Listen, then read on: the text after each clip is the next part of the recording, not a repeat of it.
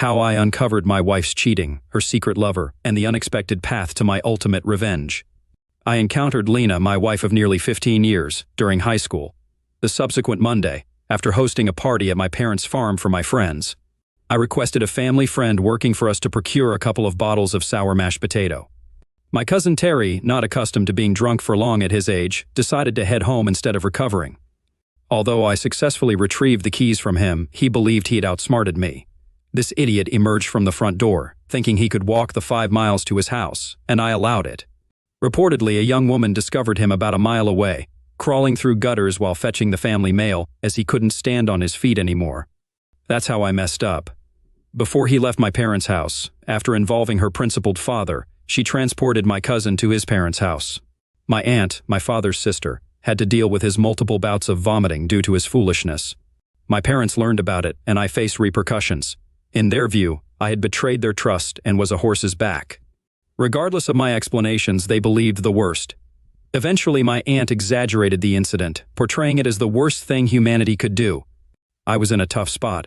If only she knew the truth about her son's behavior. Nothing can be done when a person is blinded by faith and can't see reality. I accepted it and served my time. I realized early on that the truth doesn't matter most of the time. What matters is what people believe. From then on, I altered my attitude toward everyone I knew. My father used to say that I had aged prematurely because my walk changed. One day, an unfamiliar young woman approached me in the hallway before class after lunch. She expressed concern about wild parties at my parents' farm, alleging the presence of half-undressed girls and questioning my responsibility. I responded by asking her identity and the reason for her accusations. Lena LeBlanc introduced herself and mentioned finding a man from my parties in a ditch near her parents' house. I considered how far from the truth her perception was, but refrained from correcting her, mindful of the potential impact on my reputation in our small town of Jackson. I assured her that the situation wasn't as bad as she thought, avoiding any correction to her misconceptions. Instead, I invited her to join the next Saturday night party.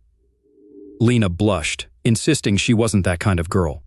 I playfully remarked that maybe she wasn't, but she seemed interested. I continued to observe her body language, suggesting that her actions contradicted her words. She called me a horse's back, and I replied that it was true, but horses' asses were meant to be ridden hard. I quipped that she should let me know when she's up for it. She slapped me and stormed off, but I caught a glimpse of a smile before she slapped me. I chuckled, realizing my reputation for the year was already established. My cousin Terry, who witnessed the entire incident, mentioned that her words had made me one of the most popular in the educational institution that year. I responded that she had no idea about anything. Terry asked what I said to her, and I brushed it off, not bothering to explain. After smoking a joint each, I laughed because Terry was unaware that I had put the deck on the line. With that said, we headed to our first class, initiating a game between Lena and me. I played with Lena every opportunity I got, extracting everything I could from her. Whenever I saw her in public, I made it clear to anyone watching that I was undressing her with my eyes. This behavior became so noticeable that one of her friends would play the song Hungry Eyes on her cell phone when she spotted me, a way for me to get revenge for Lena LeBlanc punching me in the face. Yeah, I was being an idiot, but I enjoyed it. Additionally, she had an irresistible body, and I was just a fool honest enough to admit it. If one of her friends asked me what I was doing, I would honestly say, I'm interested in her. However, Lena declared we'd have a relationship when hell freezes over, and until then I should respect her wishes. This only fueled Lena's frustration, as her friends wanted to know what I had done to provoke such a reaction. When she explained it to them, they either laughed at the situation or teased her about her response. Lena LeBlanc was attractive in my eyes, a red-haired Cajun from the deep south with a body that haunted my dreams. Standing at about 5 feet 6 inches, she was tight, sweet, with curves in all the right places. If she got upset outside of the educational institution, she could unleash a stream of swear words in Cajun French at a mile a minute. Okay, I'll admit it. I enjoyed seeing her get upset. When her friends informed her about my actions, the smile on my face, seeing her blush over comments about our situation, revealed that I was enjoying it. I added to that when she wore a low-cut blouse displaying her cleavage, releasing a long, hungry wolf cry that echoed through the hallways. Everyone noticed Lena had put on something that made her look really good, and for the rest of the day, every guy clamored to check her out. I don't know if she enjoyed the attention, but I found it amusing. Numerous times I caught myself gazing at her enticing little horseshoe-shaped rear with a beautiful 36 rack, a narrow waist, and 34 hips. There wasn't a single coital act I didn't imagine doing with her. At times, I fantasized about taking her into the hayloft in my parents' barn, although I never hoped it would lead anywhere because her family was affluent. And mine was not. She possessed the spirit of a wild horse yet to be tamed, if that was possible. Depending on her mood, she could be passive, aggressive, or dominant. A man. Attempting to win her over would need the patience of Job, as it would take a long time to understand her before devising a plan to get into her clothes. The more I studied her, the more I realized how complex her personality was. That's how much her hot body and personality turned me on. If any woman could give me a blue balls attack, it was her. There were moments when she would catch my eye when no one else noticed, doing something to tease me. We both played this game intentionally to frustrate each other. It took almost the entire educational institution year before we both realized how effective it was. Everyone knew I was an ass lover, and nothing in my eyes was better than what Lena wore on her frame. Once, catching me ogling 3 of her friends, she leaned over and wiggled their asses while laughing. Apparently, her mother had told her that men attracted to asses turned out to be the most faithful husbands, a belief that spread through the entire educational institution after she shared it with Flat Karen. We were both set to graduate 12th grade with honors. She became valedictorian and I secured the second spot. She believed that if my extracurricular activities were known, I wouldn't be considered at all. Rehearsing for our graduation ceremony roles on the auditorium stage a month away, I was to be there in case she fell ill. I knew she'd come regardless, even out of spite. There was no way she'd let me win by default. Both recipients of substantial educational grants, our last high educational institution dance was that upcoming Saturday. In the fall, I planned to attend Southeast Missouri University to pursue a master's degree in agricultural science. Leaving the stage through back stairs leading down the hallway, I ran my hand over her soft rear end, whispering, "When will you be ready to let me knock on it?" Turning around, she slapped me, saying, "When hell freezes over." Fool. When there was nothing to lose and no witnesses, I became a bit aggressive. Frustrated, I pulled her close, and lowering my head, looked into her eyes. Initially resistant, I persevered with unwavering determination, recognizing it as my sole opportunity to make a move. Her eyes widened as I brought my mouth close, initiating a forceful, deep French kiss with intensity, claiming her mouth as my own. Injecting the kiss with passion and desire, I decided that if I was paying the price, I deserved to extract every ounce of satisfaction. It was to be my first and perhaps only kiss with her, and I aimed to make it unforgettable. After savoring the taste I longed for, I released her to gauge her reaction, expecting a passionate or frustrated response. I was surprised when she forcefully pinned me against the wall, matching my aggression and turning the situation thrilling. Another deep, lingering kiss followed, revealing her assertive side. Our bodies melded together as she grabbed my lap, showcasing her assertiveness, and the recognition of size added intensity to the charged atmosphere. Lena expressed that she had been waiting for this for most of the educational institution year, mentioning that she was glad I finally decided to be a man. She wished I had told her that months ago and requested that I loosen my grip. I responded, stating that I wouldn't until she agreed to exclusivity. She firmly replied, "Deal. You've been the only one I've looked at since you slapped me." I smiled and brought my mouth to hers again, this time revealing my tender side, kissing her softly and deliberately. My hands firmly rested on the softness of her cheeks, feeling like I had held a piece of heaven. Our kisses were both demanding and open, with Lena exploring my figure. Leaving the landing a few minutes later, thinking we heard a noise, we held hands, realizing our relationship had taken a big step forward. Outside the educational institution, the heightened mutual attraction during the educational institution year intensified our feelings. Those who saw us leave immediately noticed the smiles on our faces, sparking discussions in the corridors for the rest of the day. It was amusing because neither of us had dated that year, seemingly waiting for each other. I waited for her at the educational institution entrance, and without saying a word, she handed me the educational institution book she was talking to at home. Lena suggested stopping at the Dairy Queen for a milkshake before I dropped her off at home. Karen was shocked, exclaiming if Lena and I were finally admitting our interest in each other. Lena assured her that she would call later that night to explain everything. We walked out of the house holding hands, heading for my Jeep Cherokee Sport. At the Dairy Queen, she wanted a Blizzard, and I wanted a regular shake, so I ordered both in the largest size. In the city park at one of the picnic tables, we started getting to know each other. Around 6 in the evening, I dropped her off at her parents' house. Her mother opened the door for her, and her father, shocked by my respectful approach, eventually gave his consent for me to take his daughter to the dance on Saturday night. He appreciated the respect, considering it a testament to my upbringing. Years later, when I asked for his daughter's hand in marriage, he didn't object as long as I followed his plans to protect his assets.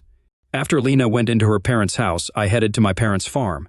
My parents sensed a change in my life, and when questioned, I mentioned an interesting conversation.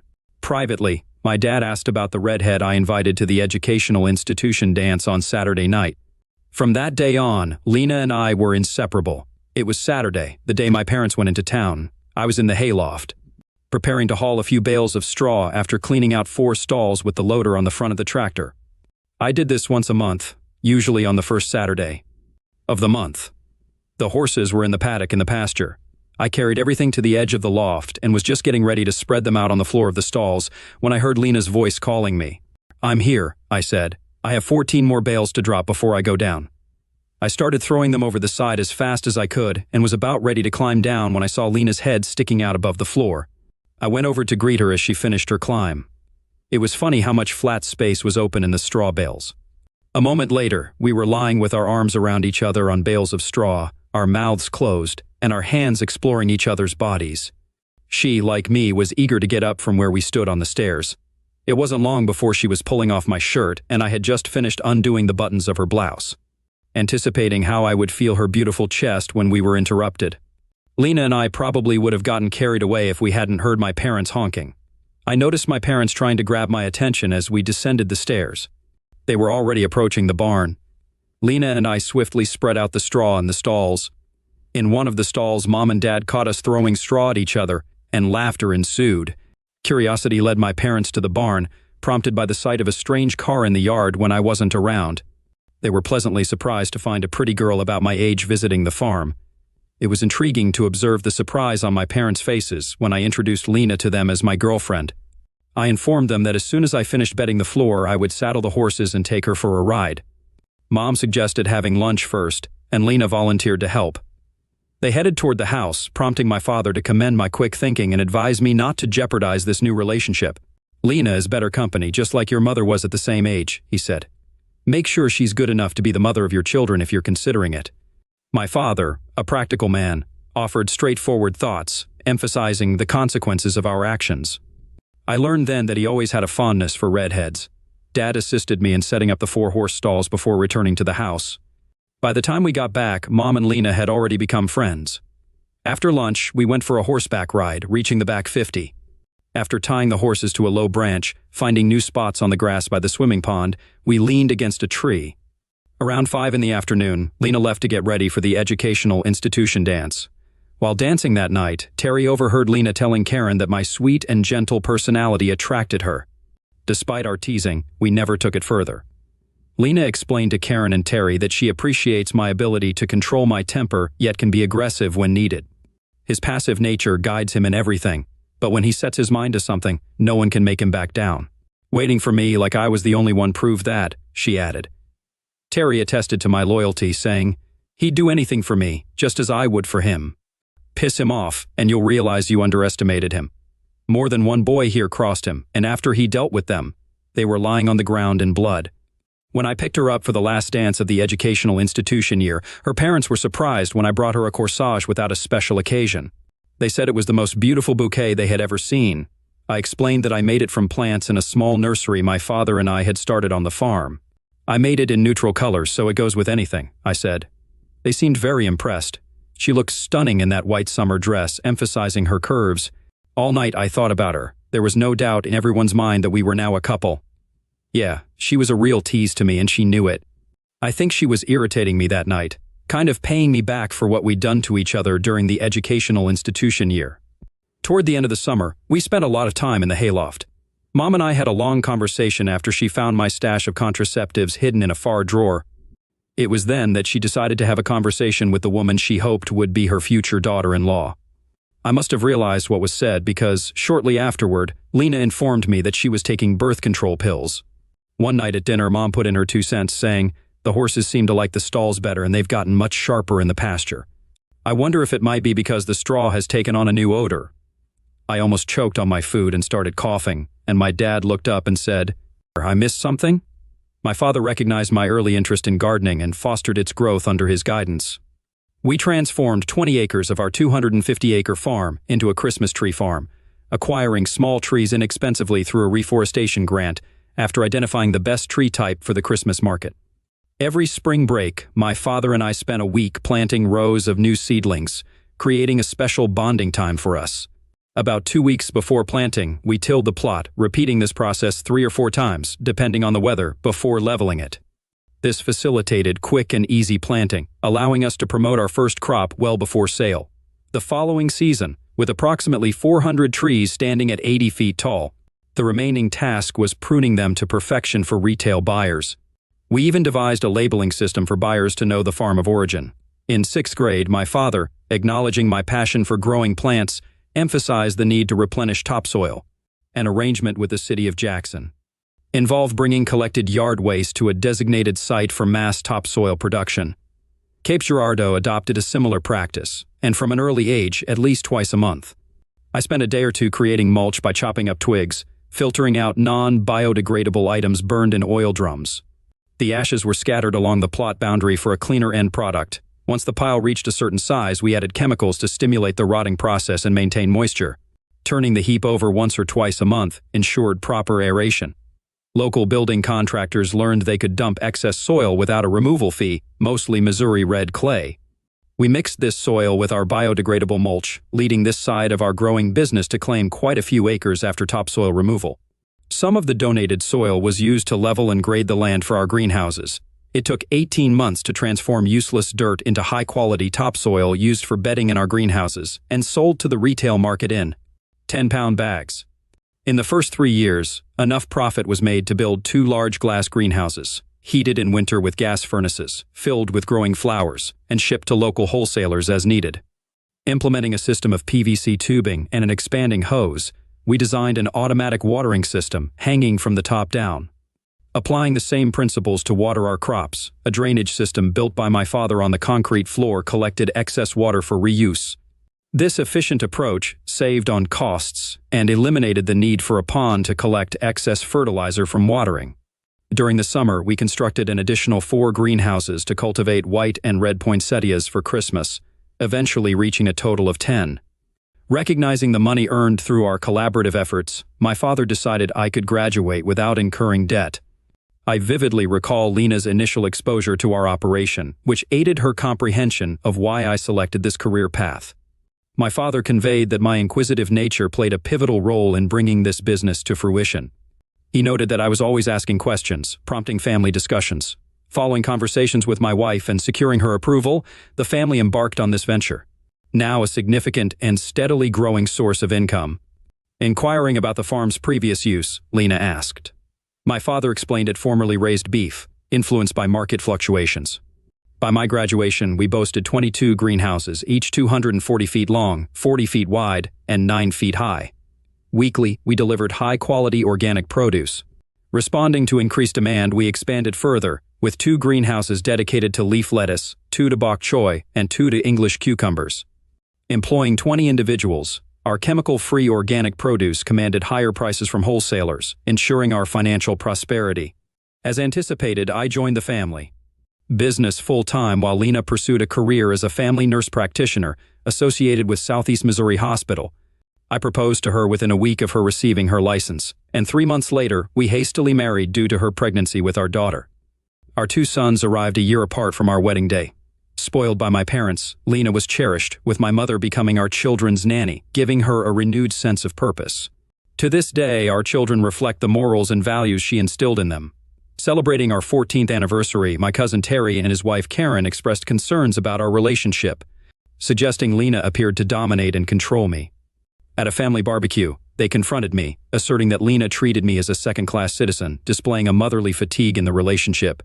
Despite my attempts to defend Lena, they insisted that I had stopped listening to her, causing resentment. According to Terry, Lena was leveraging my softer personality to assert dominance, and some friends suspected she harbored a romantic interest outside our marriage. Reflecting on these comments, I confronted Lena about her treatment, expressing fatigue from being treated like a doormat. This revelation shocked her, making her feel out of place for the first time in a while. Luna, my 13-year-old daughter, questioned my father, asking him what had gotten into him. I responded loudly for everyone to hear, stating that I had reached a point where I could no longer tolerate the feeling that her mother was treating me like a servant. I warned that if her mother didn't change her attitude, our house would be turbulent for months. This statement served as an awakening for everyone present. I realized that for most of our married life, I had turned a blind eye because it wasn't worth fighting over. I allowed my wife to walk over me like a doormat without resistance. That night, Lena and I had a significant argument, something that had been brewing for a long time. I ended up sleeping on the couch. Toward the end of our argument, Lena remarked that I just didn't know how extra I was. That's when I lost control. We were fighting outside, away from the kids' hearing. Driven by anger, I grabbed Lena, turned her over my knee, and spanked her, a method I had used with our children for misbehavior. She went into the bedroom in tears with a very red bottom, locking the door to prevent my entry. To say that Lena was tiptoeing around me the next morning is an understatement. Lena had just been confronted with a new reality. When my wife and kids left home the next morning, I returned from the large office near the greenhouses to investigate. As I lay on the couch, contemplating when the change in our marriage began, it struck me that it was 8 years ago, a couple of months after my mother's passing. After conducting a thorough search of her bedroom, I found a wrist bracelet with custom-made 18-karat gold charms. The issue was I hadn't bought them for her. The charms were so sensual that she could never wear them in public. I knew they must have been custom-made to order by her lover due to their significant expense. I quietly pocketed it to take with me, wanting it to be acknowledged. This discovery lent credence to Karen and Terry's suspicions. Returning to my office, I kept quiet when questioned about it. I mentioned that I had a lot on my mind, which was true. Around 3 in the afternoon, with an office staff member present, I asked her to call the group my wife was in to inquire if they were accepting new clients. Fiona inquired for personal reasons, asking why I wanted to know. I explained that I needed to check my wife's actual work schedule, as some rumors had come to my attention that I needed to prove were not true. Fiona commented as she walked out the door that finally someone had the courage to tell me what they had been hearing for months. Fiona, Karen's sister and a military widow, had joined our company while her husband was in the service. She was now raising her daughter alone. I often wondered why she couldn't find another man. Fiona was the complete opposite of her sister, and beautiful. In all the years of our marriage, my wife was the only woman who had caught my attention. However, after seeing what Fiona had to offer in terms of femininity, I realized I was still young enough to start over. The freedom of knowing I had another choice brought peace to my state of mind. Although I had known her for years thanks to Terry and Karen, I hadn't paid much attention to her. For some reason, I experienced the excitement of the unknown again, an amazing feeling. When she returned, the information she provided was quite revealing. Her work schedule was not at all what I had envisioned. Instead of working Thursdays and Fridays until 10 p.m. every week, she only did it once a month, like all the other doctors in their office. Fiona and I chatted for quite a few minutes. She attempted to pose questions subtly, avoiding clarity in her inquiries.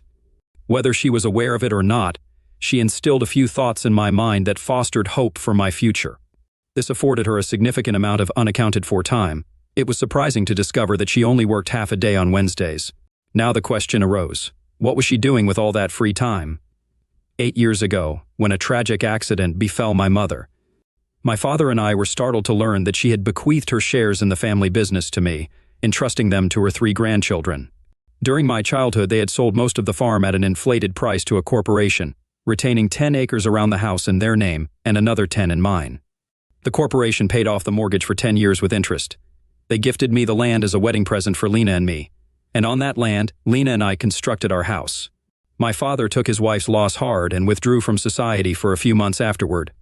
During that period, I assumed the role of the company's president, and my father retired as our first CEO, though he still came in 3 mornings a week to stay updated and serve as an advisor. I was aware of an impending significant business trip in a couple of weeks, during which I would have to visit 8 different company offices to renew multi-year contracts requiring my signature. These contracts included product line extensions, providing opportunities to increase revenue.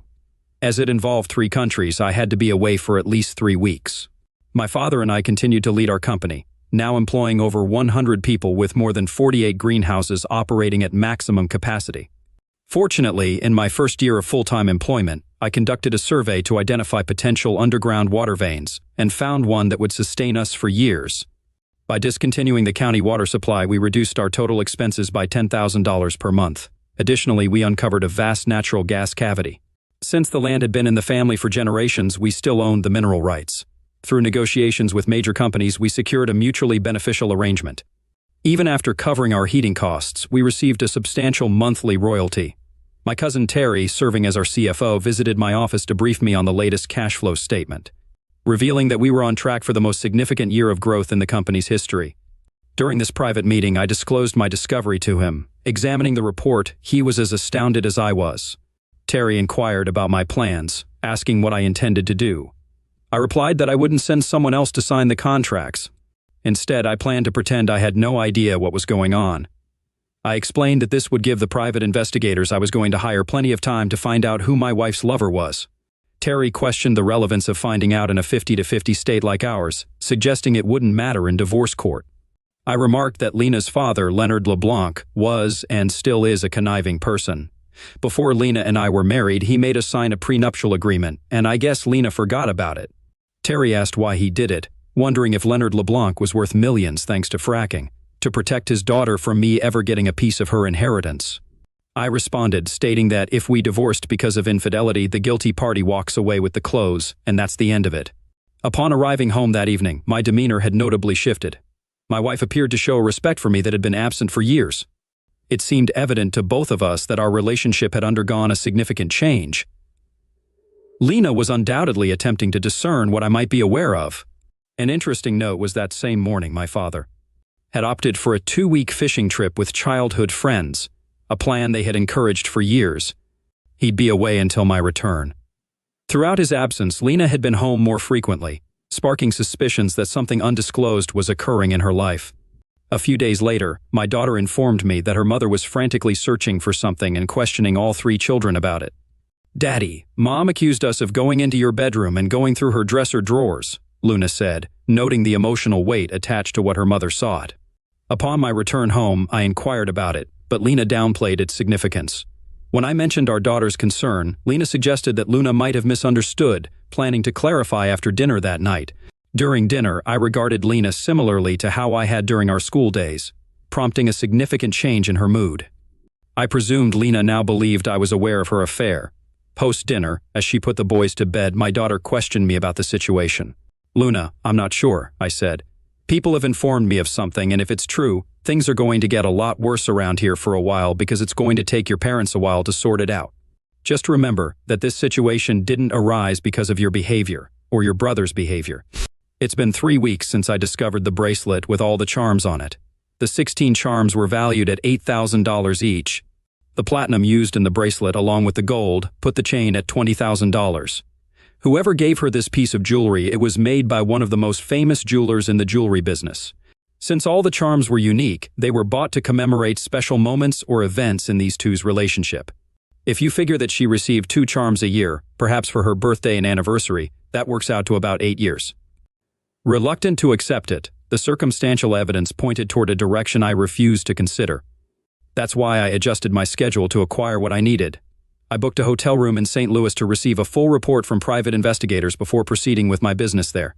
My fears were confirmed. My wife's lover for almost 8 years was a man I had known all my life. The private investigators handed me a written copy and a flash drive with the recorded evidence. After the gentleman departed with full payment, I perused the comprehensive report, finding it so detailed that I wondered how I didn't become physically ill. Fortunately, on my way back from Canada, I purchased a couple of bottles of scotch at the duty-free store and consumed more than a couple of strong shots while reviewing the report. Summoning my courage, I contacted my former father-in-law, Leonard LeBlanc, and requested his personal email account. Leonard, a proud man with his values, faced the personal distress caused by this report.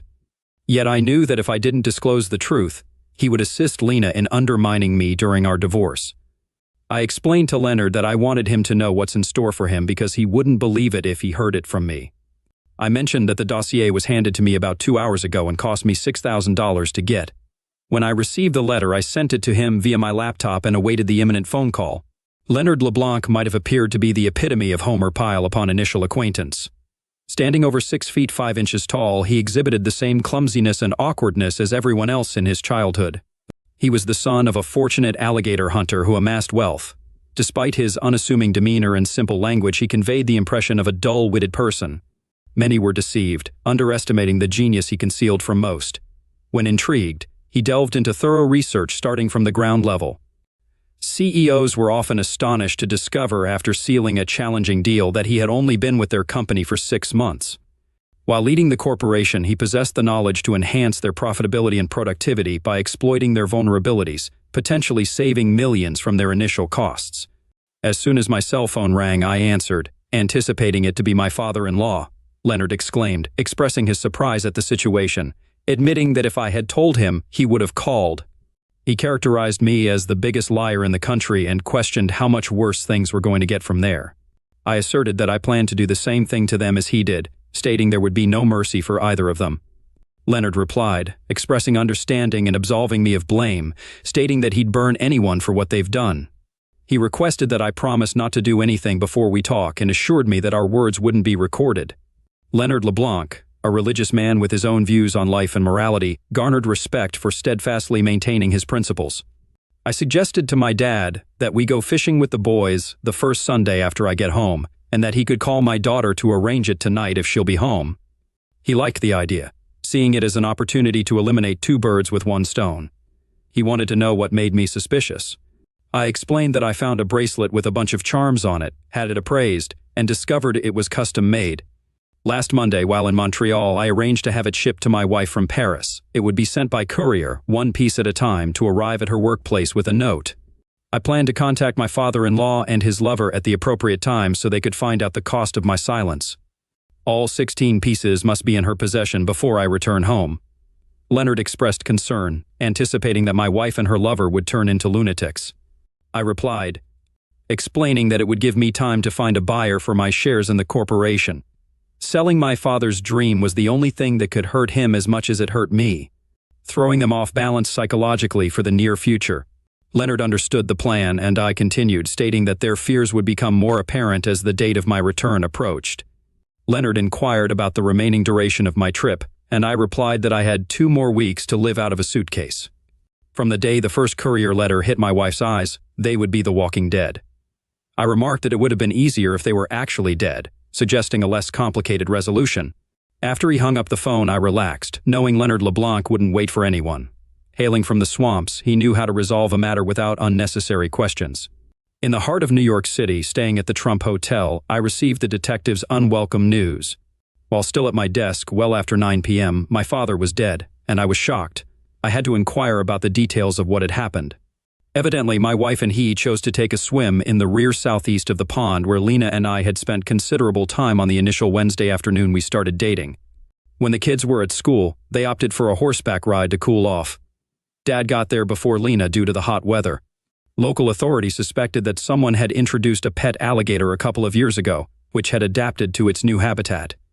Divers found my father's body after they eliminated the alligator. All 3 of us grasped the circumstances. Lena, my wife, was physically undamaged but grappling with significant emotional distress.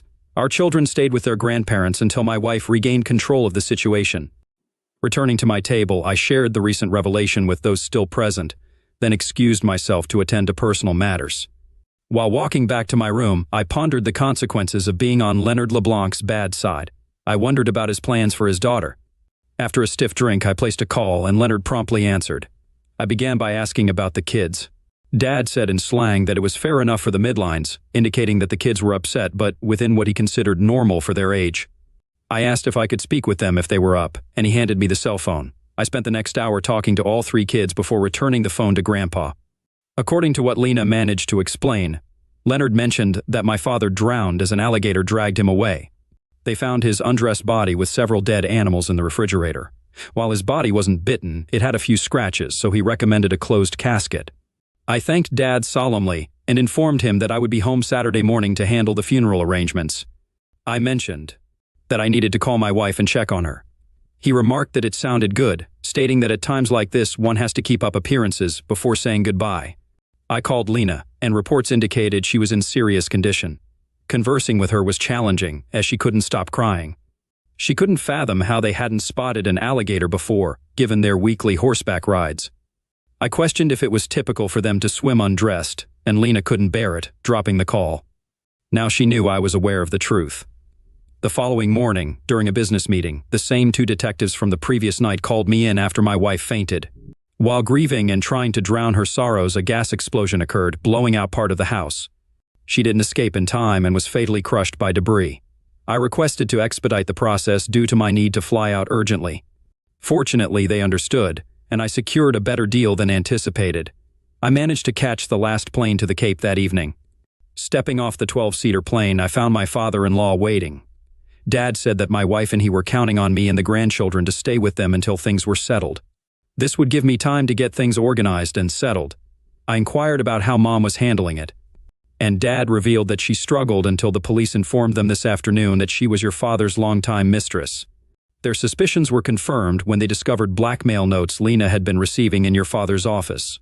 I remarked that it must have bothered them. Dad added that it was a bracelet with 16 different erotic charms, all undressed, suggesting it could be seen as a model of what lovers did in those days. Of course, they planned to talk to me after the funeral. I asked how I should arrange to meet them, and Dad suggested a simple plan. I should take the prenup and the private investigator's report with me and give them to them right away. It would prove that I had no motive to frame them. I smiled, knowing he said it to remind me that all passings, until proven one way or another, would be treated as suspicious. The more candid I was about them, the less chance they would consider it a homicide. Dad and I went to the funeral home office together to select a casket. We settled on a closed casket for both of them. I then contacted Terry at the office, informing him that the contracts were signed and I would be taking a few days off. There was a considerable turnout at the funeral and tea party for the lovebirds. Considering everything, I believe my kids handled it well. I maintained my composure as much as possible, though there were moments when I couldn't hide my emotions. Many speculated about a closer-than-usual relationship between the two, but nothing was publicly mentioned about it. The detectives patiently waited while the fire inspectors finalized a report on the gas explosion at my house. They determined the cause to be a faulty installation conducted while I was away. Upon receiving the report, I could legally sue the gas company for negligent death and loss of home. They found no evidence to determine when the alligator was placed in the pond. Presenting the prenuptial agreement and the private investigator's report, I gave them a copy using my father-in-law's printer. They appreciated my disclosure, resolving any potential issues that might arise upon others reviewing their final report. While sitting on the back patio with Lena's father and enjoying cold beer, he mentioned that he and his wife planned to change their will, leaving everything to the kids in a living trust controlled by me until they reached the age of 30. I responded that it doesn't matter if he had anything to do with what happened, stating that karma has given them what they deserve, and we should leave it at that. Leonard smiled and complimented me, saying that he always knew I was a smart man who knew what to say when it was needed. At Macy's, where the kids and I were making significant purchases, Fiona ran into me. We had moved into my dad's house during the remodel of mine, which was stale and desperately needed repair. I explained to Fiona that we were buying things because we had nothing left, and introduced her to my 3 children, Luna, Leon, and Levi. We decided to start with the boys, figuring out their preferences and dislikes, gathering enough underwear, t-shirts, blue jeans, shirts, jackets, and other clothes to last 2 weeks. After paying for our selections, I made 6 trips to the car, utterly exhausted by the end, including the last trip involving new shoes. The children suggested that Fiona should come with us to our temporary home, and then she could return with me to help pick out a new closet. Fiona hesitated, expressing that she didn't want me to think she's meddling in things that don't concern her. Luna firmly stated that she thought I should go with Fiona, and then take her out to dinner to show how much we appreciate her help. That's precisely what we did. After dropping the kids off and unloading everything, Fiona and I returned, working for a total of 4 hours. I invited her for dinner, and she mentioned that she had called Luna to get her agreement and made arrangements on her cell phone to have their favorite pizza delivered. When I got home, the big question surfaced. Daddy, are you going to ask her out on a real date? And that remains a question yet to be answered.